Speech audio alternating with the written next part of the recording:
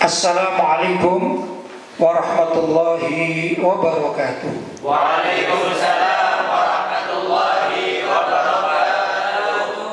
Alhamdulillah, wassalatu wassalamu ala rasulillah Sayyidina Muhammad ibn Abdullah wa ala alihi wa sahbihi wa man wala wa la hawla wa la quwwata illa billah, amma ba'd. Ikhwani rahimakumullah, alhamdulillah kita senantiasa diberi perlindungan oleh Allah Subhanahu wa taala dan diberi kesehatan sehingga kita bisa melaksanakan salah satu kewajiban agama, yaitu thalabul ilmi. Yang dikatakan thalabul ilmi fardhatun ala kulli muslimin, bahwa mencari ilmu itu adalah fardu bagi setiap orang muslim. Maksudnya di sini baik laki-laki maupun perempuan. Alhamdulillah, malam hari ini kita akan membaca salah satu dari artikel yang pernah saya tulis dengan judul 5 keistimewaan umat Islam khususnya di bulan suci Ramadan. Mudah-mudahan dengan membaca sedikit tentang fadilah-fadilah Ramadan, walaupun kita sudah lewat beberapa hari ya, tapi menyebabkan kita semakin yakin, semakin senang, semakin bergembira karena kita berada pada bulan suci Ramadan. Tentu tahun ini Ramadan kita mungkin sedikit berbeda dengan tahun-tahun sebelumnya ya, karena ada musibah virus corona COVID-19. Tapi tetap kita berharap mudah-mudahan apapun yang terjadi di dunia ini, bagi kita dalam melaksanakan kewajiban mengisi memakmurkan bulan suci Ramadan tidak akan pernah tergoyahkan dan tidak akan pernah berkurang sedikit pun.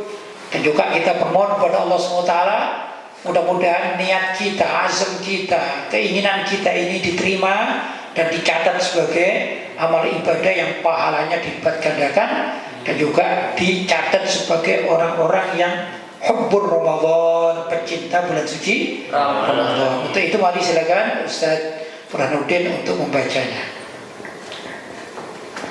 Bismillahirrahmanirrahim. Alhamdulillahi rabbil alamin. Wassalatu wassalamu ala asyrafil anbiya'i wal mursalin Sayyidina Muhammadin wa ala alihi wa sahbihi ajma'in, amma ba'd. 5 keistimewaan untuk umat Islam, karya Kiai Haji Lutfi Basori. Keistimewaan yang diberikan kepada umat Islam di bulan suci Ramadan sebagaimana yang disabdakan oleh Nabi Muhammad sallallahu alaihi wasallam dalam riwayat Imam Ahmad, Imam Bazzar dan Imam Baihaqi dari sahabat Sayyidina Jabir radhiyallahu anhu. Nabi sallallahu alaihi wasallam bersabda, 5 keistimewaan diberikan kepada umatku di bulan Ramadan yang sekalipun belum pernah diberikan kepada para nabi sebelumku. Ya, ada 5 keistimewaan ya yang diberikan kepada nabi dan umatnya, yaitu kita ya. Dan keistimewaan ini belum pernah diberikan kepada para nabi terdahulu, apalagi umat mereka. Kepada para nabi terdahulu aja enggak, apalagi kepada umat mereka. Artinya ini suatu hal yang sangat luar biasa ya. Kalau kepada nabi ya sudah jelas ya, tapi bagi kita ini loh, umat Islam yang kita ini kan kadang-kadang ya secara ibadah ya ada ibadahnya, maksiat juga masih maksiat, apalagi di zaman sekarang ya dah. Jadi ikhtalato, bercampur antara ibadah wal maksiat. Ya, kita ini hidup di zaman tercampur aduk antara beribadah dengan bermaksiat. Tapi masih syukurlah ada ibadahnya ya. Nanti di masa-masa akan datang, maka ibadah itu akan semakin jarang dilakukan orang yang banyak maksiat dan maksiat. Ini semakin lama, semakin dekat kiamat, semakin buruk keadaannya. Kalau kita masih mending, ya dah. Walaupun kondisi ada COVID-19, tapi kita dengar dari berita-berita kan gitu ya. Ini umat Islam masih berpuasa di beberapa wilayah kan begitu ya. Walaupun tentu ada yang kesulitan, ada ya dah, yang sakit juga ada. Bahkan yang terkena COVID corona ini, mereka bertanya, gimana saya ini sakit terkena corona, apa saya wajib berpuasa? Loh, kalau sakit ya nggak wajib kan gitu. Untuk saat sekarang artinya boleh batalkan. Tapi kalau sembuh, maka pada bulan yang akan datang, ya dah, sudah lepas dari bulan suci Ramadan, maka wajib apa? Mengkodoknya kalau sembuh. Tapi kalau dipanggil oleh Allah, ya sudah selesai. Namanya orang sakit kan begitu ya. Ini lain pembahasannya nanti masalah kodok dan tidak kodok dalam puasa. Tapi yang jelas ini ada 5 keistimewaan yang diberikan oleh Allah SWT kepada kita umat Islam, yang keistimewaan ini belum pernah diberikan kepada nabi-nabi terdahulu. Mari kita baca satu persatu saja. Mudah-mudahan kita bisa membahasnya dan juga bisa mengenalnya apa sih pemberian Allah yang sangat luar biasa itu, ya dah. Sehingga apa ya, kita puasa itu jadi benar-benar giat gitu. Oh begini ya, ternyata kalau saya berpuasa ini yang akan kita dapat, begitu ya. Mari Ustaz. 1. Jika datang awal malam bulan Ramadan, maka Allah berkenan melihat kepada mereka umat Islam yang berpuasa. Dan barang siapa yang dilihat oleh Allah, maka Allah tidak akan menyiksanya selama-lamanya. Masya Allah. Jika datang awal malam bulan suci Ramadan, awal itu ya maghrib berarti, ya dah. Karena hitungan di dalam Islam itu masuk awal hari. Sekarang ini kalau secara umum harinya hari apa? Sekarang umum sekarang Selasa apa Senin? Senin ya. Kalau secara umum penanggalan umum harinya hari Senin. Tapi kalau kita mengikuti kalender Arab atau kalender Islam, maka ba'dal maghrib tadi itu sudah dihitung Selasa. Itu hitungannya, ya dah. Sehingga dikatakan apa? Awal malam, yaitu sekarang ini malam Selasa, kan gitu ya. Sudah mulai dari maghrib. Ya, itu Allah SWT berkenan melihat siapa? Umat Islam. Berarti tatkala kita buka puasa itu, tatkala kita buka puasa itu awal pertama kali masuk waktu hari atau malam pertama, ya kan? Begitu kita takjil atau buka puasa, kemudian sholat maghrib, ya itu Allah melihat. Maksudnya Allah menyaksikan atau memperhatikan kita, ya. Dan barang siapa yang diperhatikan oleh Allah, artinya Allah senang. Tatkala kita diperhatikan, kita berpuasa kan, senang Allah. Maka kalau Allah senang melihat hambanya yang berpuasa, yang baik, itu tidak akan menyiksanya selama-lamanya.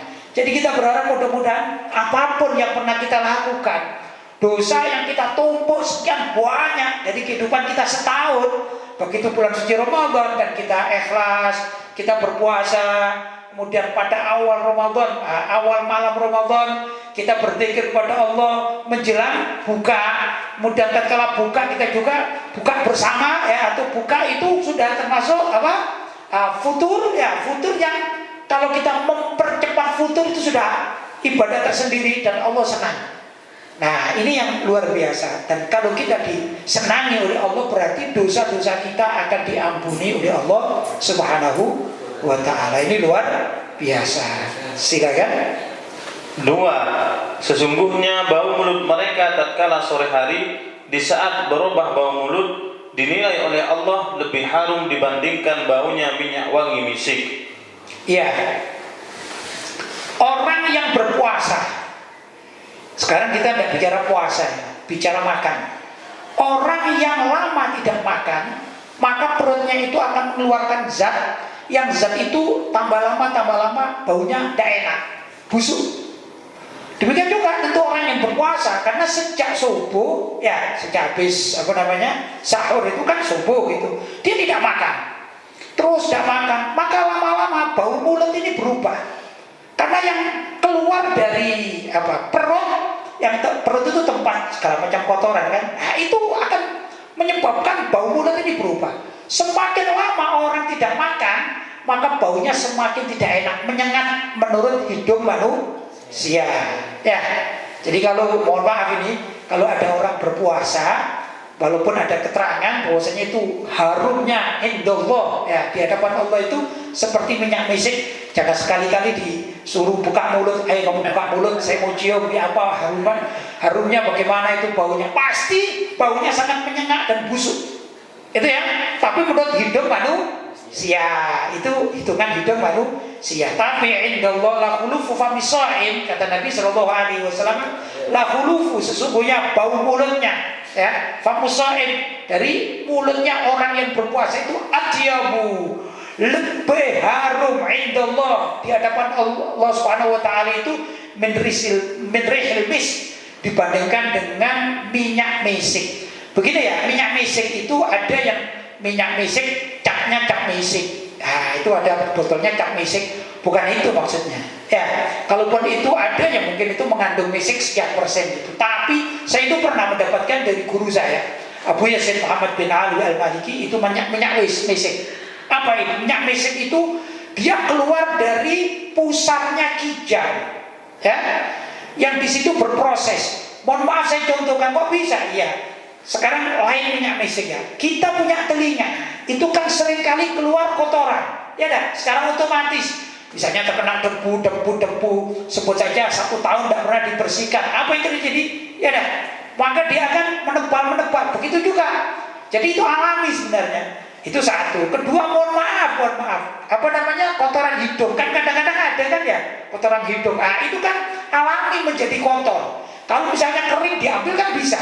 Seperti itu juga berproses pada perut atau apa ini, pusarnya kijang. Kijang itu binatang hewan itu ya, seperti kancil gitu ya, rusa, menjangan gitu, itu kijang.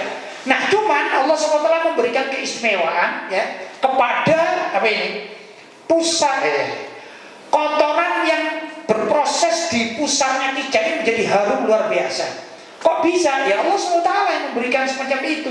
Seperti air atau benda apa ya, batu gitu, kalau masuk di cangkangnya kerang, maka dia akan berproses jadilah batu.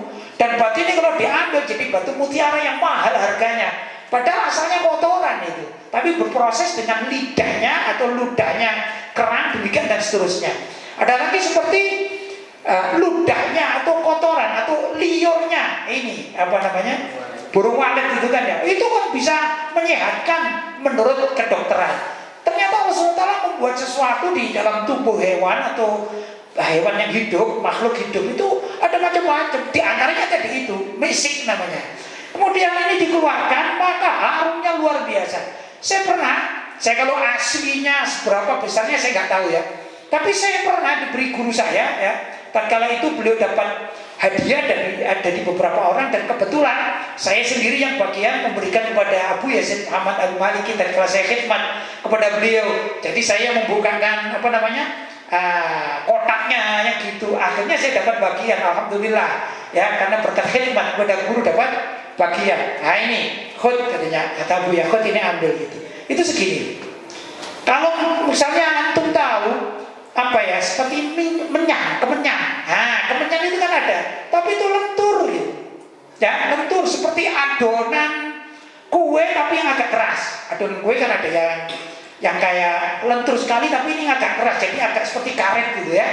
Tapi kalau dibandingkan dengan apa, kemenyan, ini lentur, jadi bisa dipegang-pegang ini, gendur gitu ya.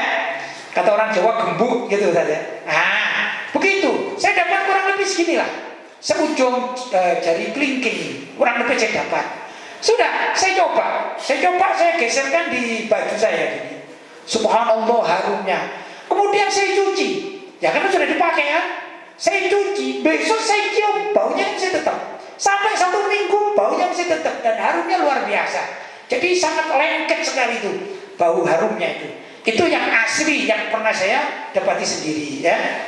Nah, ini namanya minyak misik. Tapi bau mulutnya orang yang menurut hidup manusia tadi, orang yang puasa itu sudah sangat baunya seperti bangkai busuk. Tapi indallah, di hadapan Allah, karena dia berpuasa, ini lebih harum daripada minyak misik yang tadi itu. Bukan misiknya, bukan minyak-minyaknya, tapi misiknya yang tadi yang asli itu. Luar biasa. Ya dah. Silakan.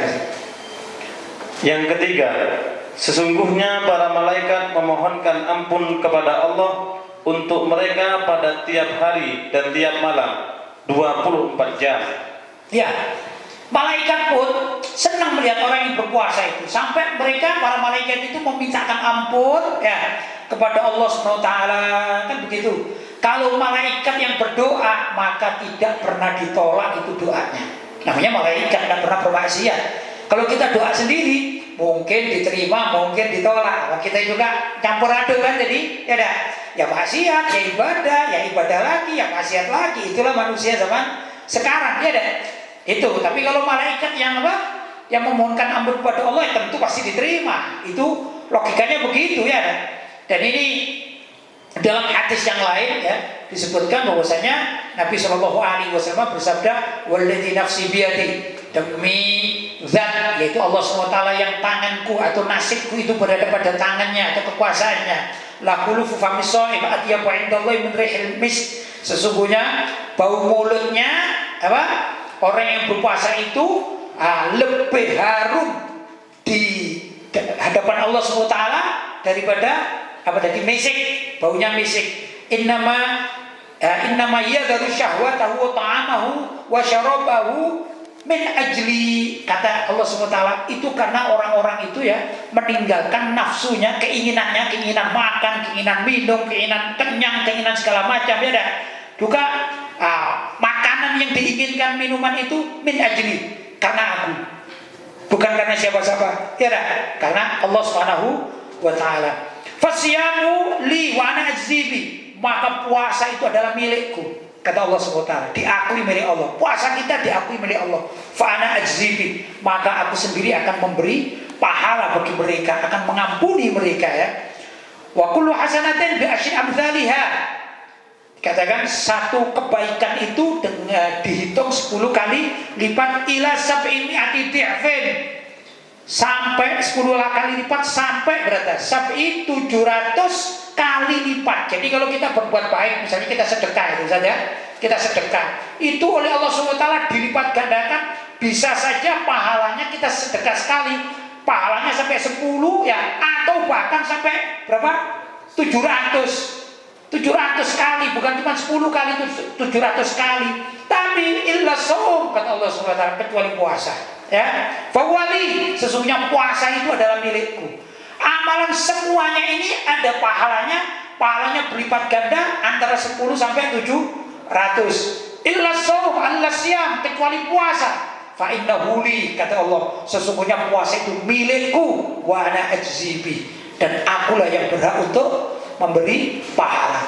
Jadi bukan sekedar ratusan, bisa jutaan, bahkan lebih daripada hitungan yang ada di dunia ini kalau itu dianggap milik Allah. Seperti begini contoh, saya contohkan, ada guru dan murid. Ini contoh guru dan murid Sudah ada ada pertanyaan, misalnya ada pertanyaan ulangan ujian nasional Ada ujian nasional. Sudah, ayo kerjakan kalian kalau benar semua dapat 100. Kan gitu kan? Ujian misalnya 1 tambah 1 berapa? Jawab 2. Ini ujian nomor 2. 2 tambah 2 berapa? 4. Sudah selesai dikerjakan. Terus gurunya bilang, saya punya pertanyaan. Ini bukan pertanyaan nasional, bukan ujian. Pertanyaan dari saya. Misalnya. Terus kalian bertanya, terus apa kalau saya menang gitu lah, ini karena pertanyaan dari saya ini bukan nilai tak kasih, uang langsung tak kasih 10 juta yang bisa menjawab pertanyaan saya ini 10 juta. Berarti apa? Karena saya akui sendiri tidak ikut ujian-ujian atau soal-soal ini itu. Wah, kenapa? Ini milikku kan gitu ibarat begitu kalau kalian bisa menjawab, maka aku beri 10 juta. Padahal yang tadi cuma dapat nilai, ini dapat 10 juta. Wah, pasti akan semangat kan? Misalnya begini, enak mana gitu enak mana minum manis dengan minum pahit misalnya gitu manis kan gitu kan, dapat 10 juta. Bayangkan saja, wah ini kenapa kok bisa 10 juta? Iya, yang tanya ini kiai saya sendiri nih, kan gitu kan. Ini ibadah, paham Jadi Allah SWT juga begitu. Yang lain-lain itu memang milik mereka, dihitung, ada perhitungannya, ada nilai-nilainya. Tapi puasa tanpa hitungan, karena itu milikku. Ibarat pertanyaan, itu pertanyaan dariku dan aku yang berhak memberikan pahala. Apa pahala? Surga. Tidak pakai 1, 2, 3 sampai 900, tidak pakai. Jadi langsung surga. Gitu. Lanjut. Keempat, Allah perintah kepada surga dan firman-Nya dengan firman-Nya, Bersiap-siaplah dan berhiaslah untuk hambaku yang hampir-hampir beristirahat meninggalkan hiruk pikuk kehidupan dunia untuk menuju rumahku dan kehormatanku, yaitu memenuhi perintah Allah dengan berpuasa dan menahan diri dari memenuhi kebutuhan nafsu. Ya, ini tadi saya katakan ya, karena puasa itu diakui milik Allah, maka Allah yang langsung mengatakan siapapun yang berpuasa, ibarat yang menang dalam puasa, andai kata ini lomba ya, atau pertanyaan, mulai pagi sampai malam, sampai waktunya batas, tidak makan, tidak minum, dan lain sebagainya, tidak melampiaskan nafsunya, pokoknya dia menahan diri, maka aku berikan surga, maka aku perintahkan kepada surga, hai surga, kalian berhiaslah, karena hambaku ini, para hambaku ini sudah melaksanakan keinginanku, perintahku yang istimewa, yaitu puasa. Kalau yang lain-lain biar mereka hitung sendiri, tapi ini tidak. Ini adalah puasa, ini pertanyaan paling hebat, paling luar biasa, karena datangnya dari aku, ibarat pertanyaan tadi, ya. Maka hei surga, sekarang kamu bersiap-siap. Kenapa? Karena manusia-manusia ini yang berpuasa akan masuk ke rumahku, maksudnya ke surga yang aku bangun di sana untuk mereka. Jelas ya? Di sini rumahku bukan berarti Allah menempati surga, mempunyai rumah. Bukan, maksudnya adalah tempat yang diagungkan oleh Allah, yang diperuntukkan diperuntukkan untuk orang-orang yang min ahli jannah. Seperti masjid itu katakan Baitullah, rumahnya Allah, bukan berarti Allah menempat di situ, bukan ya, tempat beribadah kepada Allah. Jelas? Lanjut. 5. Jika datang akhir malam pada setiap hari, Allah berkenan mengampuni mereka semuanya. Salah seorang bertanya, apakah itu malam Lailatul Qadar? Nabi SAW menjawab, bukan. Apakah engkau tidak memperhatikan bagaimana jika seorang pekerja sudah selesai melakukan tugasnya, maka mereka akan mendapatkan honornya? Demikian juga umat Islam yang berpuasa di hari itu, maka setiap akhir malam akan menerima pahalanya. Luar biasa ya. Jadi kita berpuasa itu dianggap oleh Allah bekerja kepada Allah. Dianggap bekerja. Orang kalau bekerja kepada juragan itu kan setiap selesai, ini anggap saja kerja harian, ya, kerja harian. Orang setelah kerja harian, pagi dia bekerja sampai sore, akhirnya apa yang terjadi? Dia mendapatkan honornya. Ya, sore hari mau pulang dapat honornya. Demikian juga dianggap oleh Allah orang yang berpuasa ini bekerja untukku, kata Allah. Kalau sholat, sedekah dan lain-lain, mereka ini ibarat orang itu mengumpulkan uang sendirilah, bekerja sendirilah mereka. Tapi kalau puasa ini dianggap bekerja kepada Allah. Dan setelah selesai bekerja, setiap malam ini selesai, berarti jam berapa? Ya maghrib itu. Allah langsung mengatakan, ini pahalamu tak kasih sendiri, ini honormu. Luar biasa ini orang yang berpuasa, ya dah. Ibarat jadi kita ini kalau berpuasa sebut saja kita bekerja kepada suatu perusahaan, yang perusahaan itu milik Allah Subhanahu wa ta'ala. Sedangkan kalau kita yang lain-lain, kita ini mandiri, home industry, kadang dapat keuntungan, kadang rugi, kan gitu kan? Perniagaan itu loh, ya ada yang rugi, ada yang untung, ada yang begini dan segala macam. Tapi kalau kita bekerja pada perusahaan, apalagi perusahaan itu bonafit, ya, dan sudah bonafit, juragannya ini baik hati. Misalnya mestinya orang itu gajinya itu 5 juta, berhubung ini diperintah, kamu tambah ya, lembur, gitu ya, lembur, tak kasih 15 juta kamu. Jadi kita ini ibarat lembur pada Allah kerja, berpuasa. Lemburnya gimana? Bayangkan mulai pagi lembur ya, bekerja kepada Allah sampai maghrib, nurut kepada Allah. Jangan makan ya, iya. Jangan minum ya, iya. Jangan maksiat ya, iya. Pokoknya taat kita ini. Kalau puasa mau aja pokoknya, suruh begini. Ngaji ya, iya. Sholat jamaah ya, iya. Malam hari terawih ya, iya. Pokoknya iya saja. Ya, taat kepada juragannya baik hati. Kira-kira gimana itu? Pasti honornya ditambah itu ya. Nah, demikian juga puasa ini ibarat kita bekerja kepada Allah, maka Allah yang mengatakan tiap malam kalian aku gaji. Gajinya itu apa? maghfirah dariku, ampunan dariku, peninggian derajat dariku, pahala-pahala yang berlipat ganda dariku. Jangan khawatir. Ya, karena pekerjaan kalian itu kalian ibarat mengerjakan apa yang aku maui. Begitu kurang lebih. Luar biasa ya. Karena itu kita disunahkan gimana? Kalau sudah benar-benar Ramadan, maka kita sebut saja kita bekerja kepada Allah SWT yang ikhlas. Ya dah.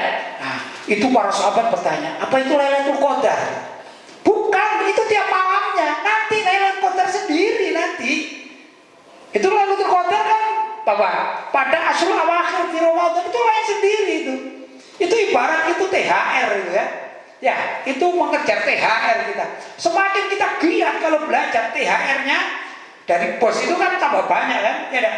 Saya lembur, gak tidur, ke kantor yang mestinya bukan saya waktunya nyapu, saya nyapu, ngepel, saya ngepel, dan juragannya senang. Wah, teman-temanmu ini tak kasih THR cuma 1 juta. Berhubung kamu tiap hari bersih luar biasa, ya, maka kamu THR-nya saya kasih 30 juta. Gitu ya.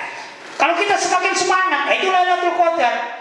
Semakin semangat malam Lailatul Qadar dan kita mendapatkan Lailatul Qadar, ibarat dapat bonus THR dari Allah SWT yang berlipat-lipat ganda. Nah ini kita bicara tiap malam. Tiap malam Allah sudah senang. Tiap malam itu. Ya, ini Allah sudah senang sekali memberi kita. Karena mereka ini bekerja untukku. Karena itu aku gaji langsung. Luar biasa. Apa itu Lailatul Qadar? Bukan, tiap malam. Urusan Lailatul Qadar nanti nunggu urusan rebutan THR. Semakin rajin bekerja itu, maka THR-nya semakin gede. Kan gitu kan? Ini begitulah gambarannya ya. Ya kita tidak menyamakan, cuma takribul faham, memudahkan pemahaman agar kita ini lebih lengkap. Oh, kalau begitu enak juga ya beribadah pada bulan suci Ramadan. Jelas ya? Lanjut Ustaz. Alangkah ruginya jika ada seorang muslim yang pada setiap bulan puasa ia tidak mendapatkan sedikit pun pahala dari Allah gara-gara tanpa udzur syar'i ia tidak mau menjalankan ibadah puasa serta tetap berlomba-lomba mengejar kehidupan dunia semata. Muslim seperti ini kualitasnya tidak jauh berbeda dengan kaum munafik yang hanya menampakkan keislamannya dalam KTP saja, sedang pada kesehariannya hakikatnya ia ingkar pada syariat Islam. Lanjut.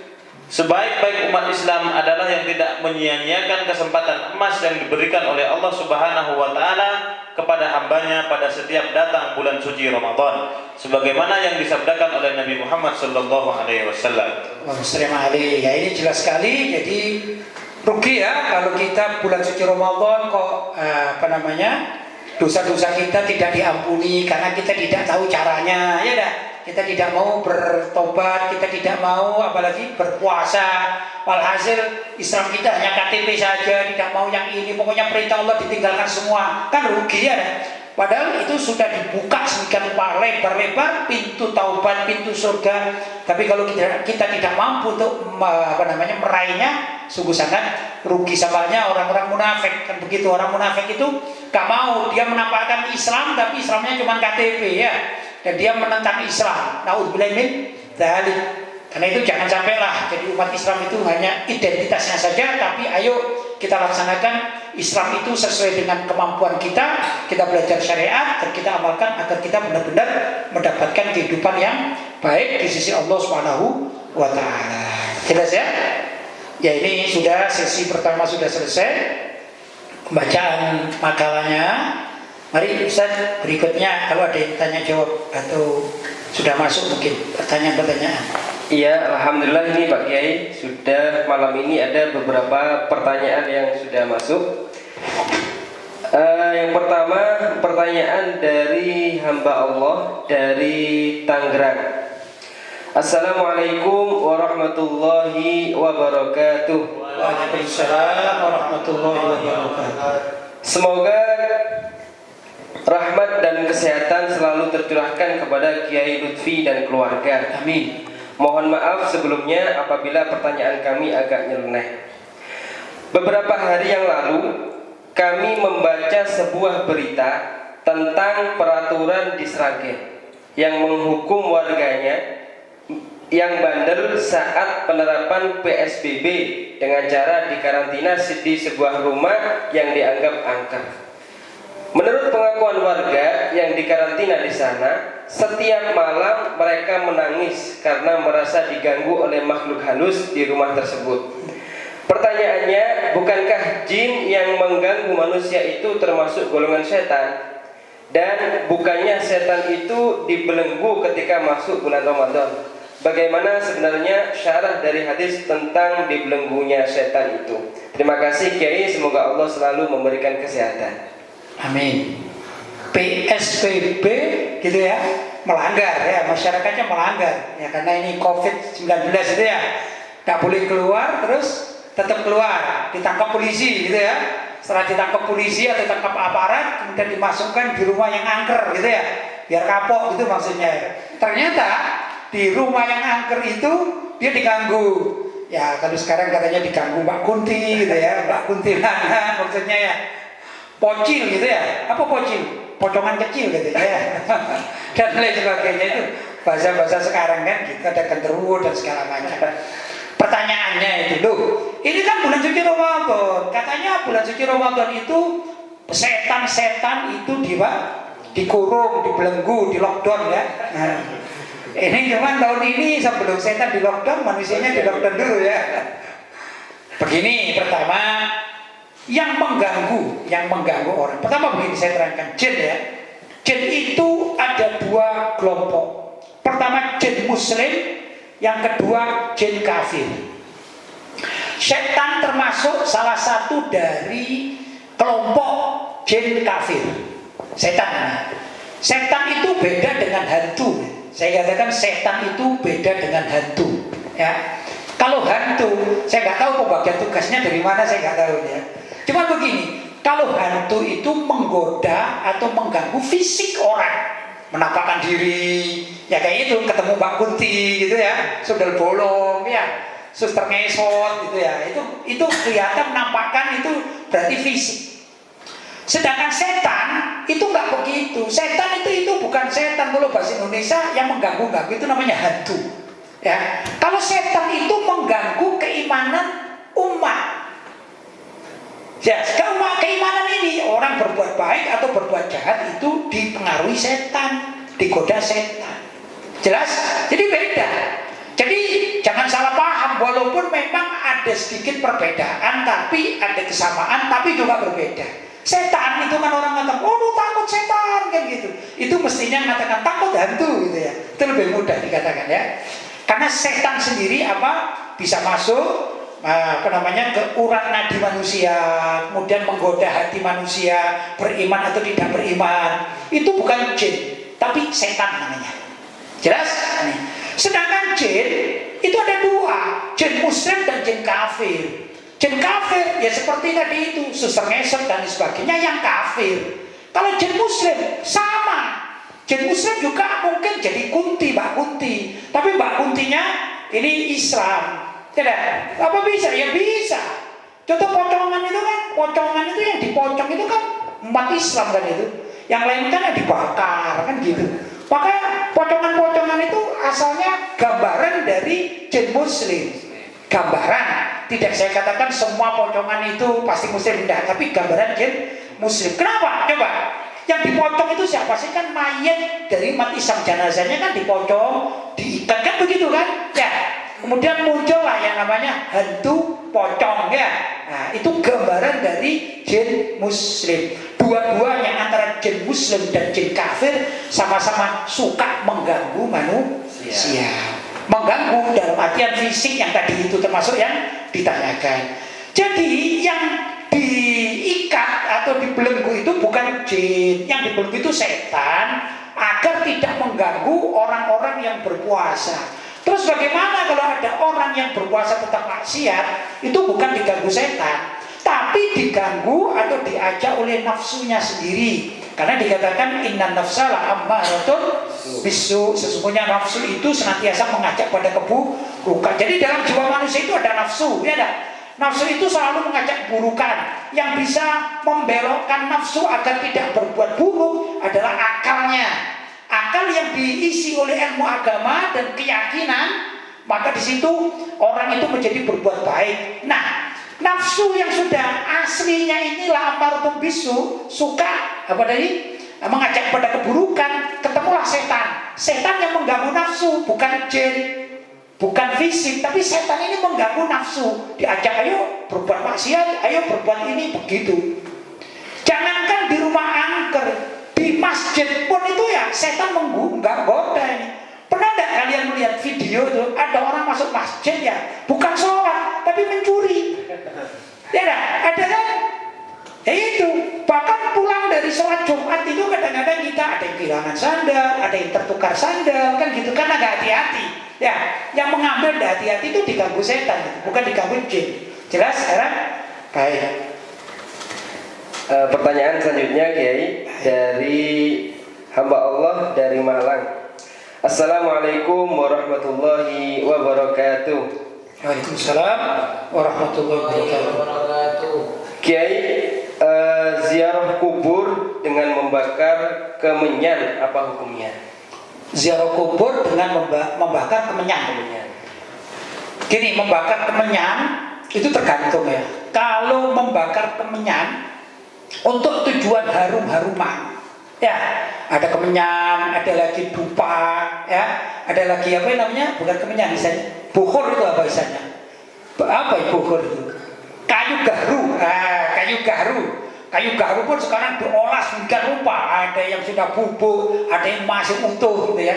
Kalau tujuannya itu untuk mengharumkan ruangan atau lingkungan, kalau di kuburan, misalnya di kuburan itu di situ ada sungai yang nggak enak baunya, atau juga mungkin ada tempat-tempat yang nggak enak baunya, ya. Terus dia membawa kemenyan atau garu atau apa lagi? Dupa, tujuannya untuk wangi-wangian dihidupkan, tidak apa-apa. Ya, tapi kalau tujuannya itu untuk sesajen macam-macam itu. Sesajen misalnya kalau tadi ada penunggu, dianggap kuburan ini ada penunggunya. Yaitu penunggunya misalnya gendruwo misalnya. Nah, agar supaya tidak diganggu, nah, aku saya kasih sesajen ya, sajiku apa, kemenyan atau garu atau segala macam, maka tidak boleh. Ya dah. Itu jam begitu. Atau datang ke situ ada syarat, misalnya punya gurunya ini dukun misalnya ya. Kamu kalau mau kaya, maka kamu ini ada kuburan kayak begini ya, kuburan apa ya, si siapa gitu ya, si Dulit misalnya gitu ya, misalnya ini Mbak Dulit misalnya. Mbak Dulit ini kalau kamu memberikan sesajen, antara lain sesajennya itu dengan dupa, dengan apa itu yang digaru, pokoknya yang harum-harum itu ditambah misalnya, carikan ayam hitam ya, atau juga yang lain-lain, mungkin ayam Afrika barangkali ya, atau yang lain-lain lah. Nanti kamu sampaikan sebagai sesaji di kuburannya Mbak Dulit, maka kamu akan kaya. Nah itu tidak boleh. Jelas ya? Sama dengan apa, memberikan sesaji pada makhluk halus, itu bisa syirik gitu. Ya, jadi tergantung menghidupkan kemenyan, jadi tergantung. Atau mungkin juga kesaktian. Kadang-kadang ada orang, ini lagi musim lockdown, kemudian juga banyak penjahat-penjahat yang keluar dari penjara, ya kan? Karena tidak dapat makan katanya begitu. Akhirnya mereka, ini biar aku kalau mencuri lagi, kalau ditembak sama polisi tidak mempan misalnya ya, sakti. Maka mereka datang ke mana? Kuburan dengan membawa sesaji-saji untuk sakti misalnya. Tidak boleh. Jelas ya? Jadi tergantung dari niatnya, apa kejadiannya. Kita tidak boleh menghukumi langsung, ini haram, tidak boleh. Kalau dia memang kepingin seperti juga nyekar bunga di kuburan, kan boleh. Dengan bunga apa? Yang harum-harum. Kalau Nabi Shallallahu Alaihi Wasallam dulu itu nyekar itu dengan pelepah kurma. Berhubung di Indonesia susah cari pelepah kurma, maka ulama-ulama Indonesia atau ulama-ulama Nusantara beristihad sama-sama nyekar. Kalau Nabi nyekar dengan al-jarid, yaitu dengan pelepah kurma, maka digantilah di Indonesia ini nyekar dengan yang harum-harum. Sehingga datang ke situ itu mau baca doa, seneng lama sambil mencium bau harum. Ya, kita jangankan begitu, kita duduk di sini. Kalau misalnya ada bangkai tikus, kita kuat tidak duduk lama di sini? Tidak kuat. Apalagi ini nanti 1 jam tidak kuat. Tapi kalau baunya harum, kerasa enggak? Jangankan 1 jam, bisa mengaji 3 jam ini ya. Nah, itu kenapa? Karena harum baunya. Jadi tergantung ya. Tapi kalau tadi kembali lagi, kalau untuk tujuan sesajen tidak boleh. Tapi tujuan berwangi-wangian, tatoyuk, maka boleh. Jelas? Itu yang saya tahu. Lanjut. Ini ada pertanyaan berikutnya, Kiai, dari hamba Allah dari Semarang. Assalamualaikum warahmatullahi wabarakatuh. Waalaikumsalam warahmatullahi wabarakatuh. Semoga jenengan diberikan kesehatan agar bisa terus membimbing kami di akhir zaman ini. Kiai, saya mau tanya, apakah ada keutamaan khusus ketika melaksanakan sholat taraweh?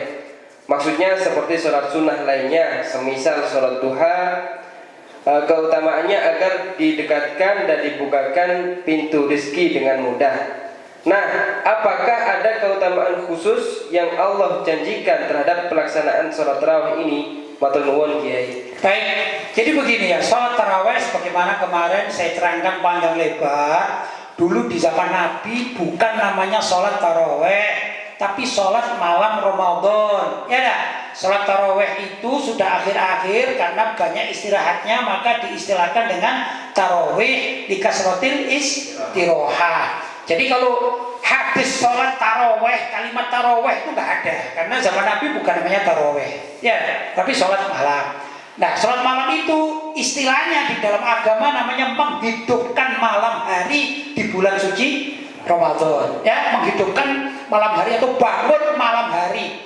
Kalau orang dikatakan, ayo bangun malam, tengah malam, itu orientasi berpikir orang secara umum adalah sholat. Walaupun orang bangun malam itu belum tentu sholat. Ada yang cuma ke kamar kecil kan gitu kan. Kemarin kita bahas ya, hanya kepingin maaf kencing gitu saja ya. Tapi kalau malam hari namanya qiyamul lail. Apa qiyamul lail itu? Bangun di malam hari. Maka orientasi di dalam keagamaan pasti di sholat. Qiyamul lail. Ya, qiyam namanya qiyamul lail. Sudah ya? Kalimat qiyam ingat-ingat. Tapi kalau bangun malam sekedar mau zikir ya boleh. Mau ke kamar kecil, males-males. Sebenarnya saya katakan, ya walaupun ke kamar kecil itu dengan males-males, dengan ngantuk-ngantuk, tapi kan jalan. Ya dah. Katanya orang Jawa, mbok ya, oh kan gitu ya. Begitu bangun dari tempat tidurnya itu sambil menuju ke mana? Ke kamar kecil, kan mesti jalan kan? Kalau kencing di kasur kan ngompol namanya, ya dah. Maka dia masih akan jalan. Loh, sambil jalan sebelum sampai di pintu kamar kecil, perjalanan walaupun cuma 1 menit, ya zikirlah misalnya astagfirullah, astagfirullah, subhanallah, subhanallah, alhamdulillah, atau Allahu Akbar, atau Allah. Kurang lebih begitulah. Masuk kamar mandi, sudah selesai kencing, mau wudu males. Ini saya katakan orang-orang males ya. Mau wudu males, apalagi sholat, wudu aja males ya. Tapi kata orang Jawa, mbok ya ho, gitu ya. Mbok ya ho, tatkala pulang atau keluar dari kamar mandi, kembali ke ranjangnya, baca apa? Zikirlah.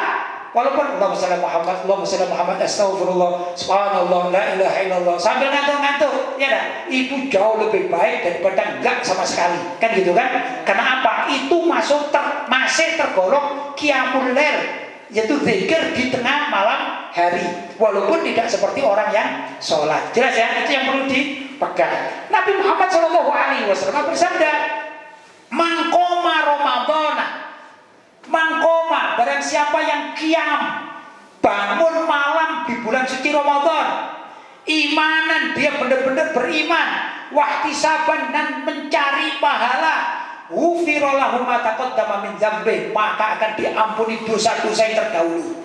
Ini keistimewaannya, ya dah. Tapi nggak ada taraweh, nggak ada, karena kalimat taraweh itu ya nggak ada dari Nabi, bukan dari Nabi. Jelas ya. Karena itu kadang-kadang saya juga ya sedih itu membaca ada tambahan-tambahan sholat malam taraweh pertama, kalimat taraweh. Nabi bersabda begini lah. Wong zaman Nabi namanya bukan taraweh itu ya. Nah, ini kalau tidak usahlah menggunakan hadis-hadis yang tidak jelas seperti itu ya. Tapi kita punya apa itu hadis, yaitu mangkoma Ramadana imanan wahtisaban ghufira lahu ma taqaddama min dzambi. Ini diriwayatkan oleh Imam Bukhari dan Muslim, berarti hadisnya hadis sahih. Apa itu keistimewaan? Yaitu akan diampuni dosa-dosa yang terdahulu. Jelas? Lanjut. Masih ada? Masih ada, Kiai. Baik. Ini dari hamba Allah. Assalamualaikum warahmatullahi wabarakatuh. Waalaikumsalam warahmatullahi wabarakatuh. Kiai Muhammad Lutfi mau tanya, apakah benar orang yang terkena COVID-19 diperbolehkan untuk tidak berpuasa? Oh ya, Kiai Muhammad Lutfi tambah sedikit Basori ya. Ya, nama saya aslinya Muhammad Lutfi bin Basori Alwi. Abah saya namanya Muhammad Basori. Jadi kalau lengkap itu Muhammad Lutfi bin Muhammad Basori bin Alwi bin Murtado. Itu ya. Baik, saya lanjutkan. Pertanyaannya, orang yang terkena COVID-19 sudah positif gitu ya, maka dilihat kalau dia ini parah, betul-betul parah. Yang saya tahu parah itu memang kadang-kadang tenggorokannya tidak bisa nafas, panas badannya, bahkan juga perutnya mual, muntah-muntah. Walhasil kalau memang positif yang parah, maka dia termasuk sakit. Kalau sakit itu boleh tidak berpuasa, seperti orang pergi yang lebih dari Masyafatul Qasr. Kurang lebih berapa ya? Ada yang mengatakan 84 ke atas ya, ada yang mengatakan begitu, dan ini perbedaan pendapatnya misalnya jauh tidaknya ya. Tapi intinya orang bepergian dan orang sakit itu boleh untuk tidak berpuasa. Tapi di waktu yang lain kalau sudah sembuh, kalau yang musafir atau pergi itu sudah datang, maka dia harus mengganti atau mengkodok di bulan-bulan yang lain. Kan gitu ya. Wa in kuntum apa itu ayatnya itu? Maridun aw ala safarin fa'iddatun min ayyamin ukhra. Ya itu ya. Ada ayat-ayat Al-Qur'an ya. Ayat Al-Qur'an yaitu apabila kalian sakit atau pergi, maka bolehlah kalian meninggalkan puasa, ya dah. Wa in kuntum maridun aw ala safarin fa'iddatun min ayyamin ukhra. Fa in kuntum maridun, apabila kalian sakit, aw ala safarin, atau kalian bepergian, fa'iddatun min ayyamin ukhra, maka hitungan kodoknya itu di hari-hari lain selain Ramadan. Jadi boleh.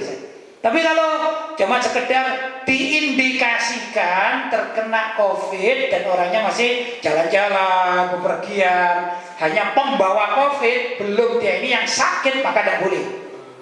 Ini tergantung ya. Tapi kalau sudah memang betul-betul sakit, ya panas sampai ke dokter sampai begini, dan ya sebagaimana yang kita ketahui di mana, di tanda-tanda terkena COVID yang betulan itu ya, kadang-kadang sampai mati kan, banyak yang mati juga, walaupun ada yang sembuh tapi berapa banyak yang mati kan begitu ya.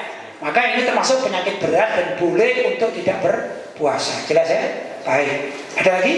Ini masih ada. Baik. Pertanyaan dari hamba Allah dari Kota Malang. Assalamualaikum warahmatullahi wabarakatuh. Waalaikumsalam warahmatullahi wabarakatuh. Mohon izin bertanya, Afan, Ana pernah baca status di mana bahwa Syekh Abdul Qadir Jailani berkata, aku lebih menghargai orang beradab daripada orang berilmu. Kalau hanya berilmu, iblis pun lebih tinggi ilmunya dari manusia. Pertanyaannya, Ana sependapat bahwa artinya adab itu juga bagian penting di samping ilmu. Tapi apakah benar iblis ilmunya lebih tinggi dari manusia?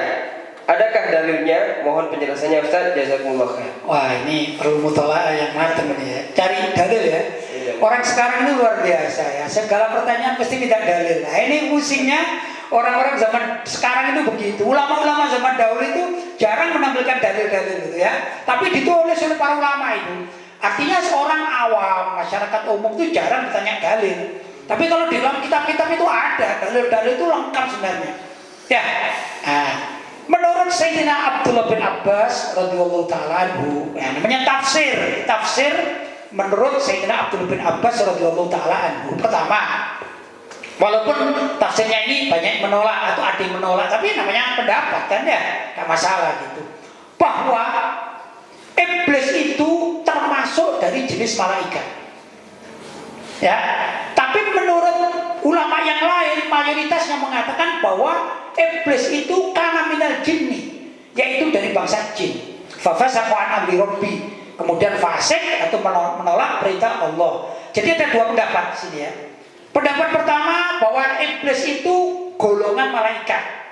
Jadi dari bangsa malaikat. Kemudian menolak perintah Allah. Jadi malaikat banyak, salah satunya ada namanya iblis. Itu menurut pendapatnya Sayyidina Abdullah bin Abbas. Itu bapak berarti apa? Saudaranya Nabi, dia sepupu ya. Sepupu Rasulullah Shallallahu Alaihi Wasallam, sahabat. Ini sahabat Nabi. Ini ahli tafsir juga luar biasa ya. Nah, bukan sembarangan. Itu kan pendapat. Maka ditolak oleh pendapat yang lain mengatakan bahwasanya iblis itu karena minal jinni, yaitu dari bangsa jin dengan berbagai macam dalil ya. Nah, menurut Sayyidina Abdullah bin Abbas dan orang-orang yang sepakat dengan Sayyidina Abdullah bin Abbas gitu ya, yang dikatakan bahwasanya iblis itu termasuk golongan apa? Malaikat. Dikatakan gini, waqala ba'dul ulama, saya catat ya, sebagian ulama yang sepakat itu ya dengan Sayyidina Abdullah bin Abbas, inna iblis malakun minal malaikah, bahwasanya iblis itu adalah malakun, seorang malaikat minal malaikah, dari malaikat-malaikat yang lain. Innahu tawusul malaikah, dan dia ini tokohnya malaikat ya. Wa kana min aktsaril malaikah ijtihadan fil ibadah, bahkan gitu ya. Bahkan iblis ini adalah karena dia tokoh pembesarnya malaikat, ini paling banyaknya taat beristihad kepada Allah SWT. Istihad maksudnya taat kepada Allah dengan sungguh-sungguh. Dan aktarhum ilman, paling banyak ilmunya ini. Ya tokoh lah. Misalnya di satu kampung ada tokoh yang dianggap betul-betul dia menguasai ini dan itu segala macam. Semuanya tunduk pada dia, maka dikatakan alim kan. Ya, itu menurut pendapat. Artinya kalimat bahwasanya iblis itu lebih alim daripada manusia, ada dalilnya. Pak minimal pendapatnya Sayyidina Abdullah bin Abbas dan orang-orang yang sepakat. Walaupun pendapat ulama lain mengatakan, oh enggak, itu kisah Israelian itu katanya. Yaitu lain lagi pendapatnya. Jelas ya? Jadi ada pendapat memang sejak zaman para sahabat. Begitu. Dari mana? Ya tentu menerjemahkan dari apa yang pernah disampaikan Nabi dan lain sebagainya, walaupun secara langsung dari keterangan-keterangan kan begitu. Seperti kalian ini para santri di sini, kan ada peraturan di pesantren kita, pesantren Ribat Al-Mutadha ini yang tidak tertulis, kan begitu kan? Tapi kalian tahu kalau saya sebagai pengasuh di sini nggak suka dengan perbuatan itu, tapi nggak tertulis, ya kan? Memang kalau cari tulisannya nggak ada, tapi fulan ini paham. Misalnya, saya ini mulai dari awal ada pesantren, paling nggak seneng kalau ada santri pamitan dan tidur di luar pesantren di rumah kawannya misalnya, nginep di luar, kan tidak tertulis. Tapi coba ini Ustaz jadi berapa tahun di sini Ustaz? 10 tahun. 10 tahun. Ustaz tadi tahu nggak kalau saya paling nggak senang kalau ada santri keluar malam kemudian nginep di rumah orang lain lah. Termasuk kalau ada ayahnya tapi nggak pamit ini masanya. Gimana? Tahu ya? Berarti apa itu? Peraturan yang saya senangi atau tidak saya senangi? Tidak disenangi. Iya, berarti perbuatan yang tidak saya senangi. Berarti apa maksudnya? Tidak semua hadis Nabi itu tertulis, terus ada, kadang-kadang juga ada sebagian ulama yang memahami dari pembicaraan Nabi, dari sikap Nabi, begini dan begitu, ya lah, yang seterusnya. Maka mereka mengambil kesimpulan itu di kalangan para sahabat radhiyallahu taala anhu. Barangkali saja memang nggak ada tulisannya dari Nabi, nggak ada hadisnya dari Nabi, tapi Sayyidina Abdullah bin Abbas memahami seperti itu. Ya, namanya tawusul malaikah. Tawusul malaikah itu adalah ya orang alimnya di kalangan malaikat. Berarti apa? Lah kalau malaikat sudah alim, malaikat luar biasa, ini tawusnya itu pimpinannya. Berarti dia alim kan gitu ya. Karena itu setan, iblis itu karena dia merasa alim dan tahu dengan penciptaan Nabi Adam, tidak mau taat. Begitu disuruh usjudu li Adam fasajadu illa iblis. Para malaikat, kalian sujudlah kepada Nabi Adam. Ya dah, kata Allah SWT. Fasajadu, semua malaikat itu sujud illa iblis, kecuali iblis. Aba wastakbaru wa kana minal kafirin. Dia enggan dan dia juga mutakabbir, sombong, wa kana minal kafirin, maka dinas sebagai makhluk yang kafir. Kenapa? Karena tahu. Pinter ini. Kalau bodoh ya gak bakalan berlogika. Ini pinter dan berlogika. Apa logikanya? Katanya, kholak tahu ya Allah ini. Kholak tahu ya Allah, engkau ciptakan Adam ini mintin dari tanah liat. Wah kholak tani, dan engkau ciptakan aku, maksudnya iblis, minar dari api. Coba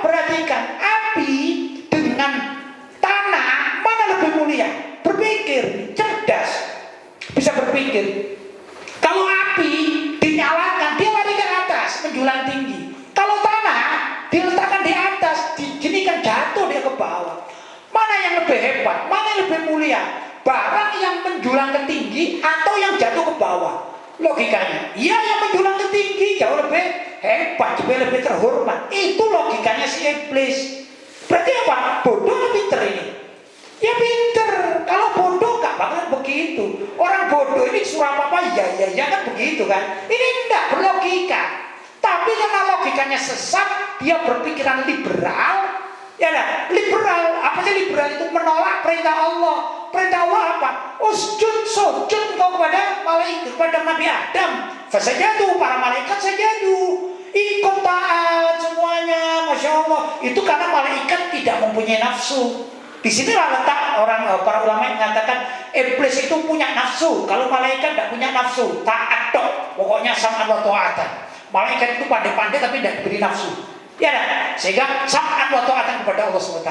Tapi kalau iblis, orang itu diberi nafsu. Sudah? Iblis pun diberi nafsu, jin diberi nafsu. Hanya orang bodoh biasanya ya. Tapi orang pandai sedikit berpikir. Dan iblis bisa berpikir karena diberi nafsu. Kalau malaikat sudah, apa kata Allah sudah selesai. Itu memang diciptakan begitu. Tidak ada pembahasan di sini ya. Tapi saya katakan lagi, dengan kepandaian iblis dia berpikir, logika main, rasionya main. Loh, wong Adam ini diciptakan dari tanah, aku diciptakan dari api, mana lebih hebat? Ya hebatan api lah bisa menjulang tinggi. Ya tanah bisa apa? Cuma diinjau lagi, kan gitu. Itu logikanya begitu. Jadi pertama kali makhluk yang menolak syariat Allah adalah iblis, dan itu menggunakan otak liberalnya. Hati-hati ya. Dan iblis ini punya jaringan-jaringan. Ya, jaringan pertama itu dulu anaknya Nabi Adam namanya Qabil yang membunuh adiknya ya. Mereka punya jaringan. Ada lagi jaringan-jaringan, maksudnya anggota jaringan namanya Fir'aun. Ya. Nah, Fir'aun juga jaringan. Apalagi banyak Namrud, ya itu jaringan-jaringan. Agak ke bawah Abu Lahab. Ya dah. Tadi masih ada Fir'aun, Haman, Korun, itu jaringan-jaringan. Ya, dengan pikiran liberal. Karena itu hati-hati kalau ada jaringan iblis yang berpikiran liberal hati-hati. Singkatannya apa? JIL, jaringan iblis liberal. Itu pangkalnya itu memang di surga.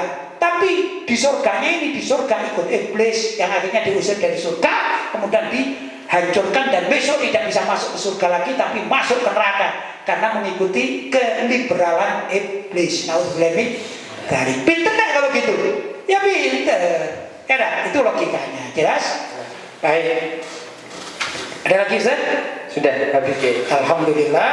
Saya kira apa yang saya sampaikan ini mudah-mudahan ada manfaatnya ya. Mudah-mudahan kita bisa berpikir, jangan sampai ikut pemikiran-pemikiran iblis ya. Kita tidak marah pada siapapun, tapi ini marah kepada iblis ini ya. Nah, agar kita tidak terbawa arus dengan pemikiran-pemikiran liberal yang dulu dimotori oleh iblis, maka kita mohon kepada Allah mudah-mudahan Allah menjaga akidah kita, Amin. menjaga pemikiran kita, Amin. menjaga akal kita, Amin. menjaga jiwa kita, menjaga nafsu kita, agar benar-benar mengikuti syariat yang telah ditentukan oleh Allah Subhanahu wa taala. Bila mana kita tidak mampu mengikuti dengan baik dan benar, mudah-mudahan Allah mengampuni kita.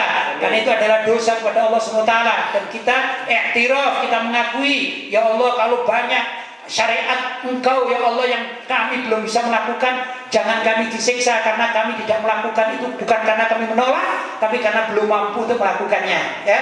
Ini kita mohon kepada Allah mudah-mudahan diampuni, khususnya di bulan suci Ramadan ini Allah berkenan menerima segala macam amal baik kita dan lipat gandakan pahalanya. Allahumma amin. Hadza wal afu minkum. Wassalamualaikum warahmatullahi wabarakatuh.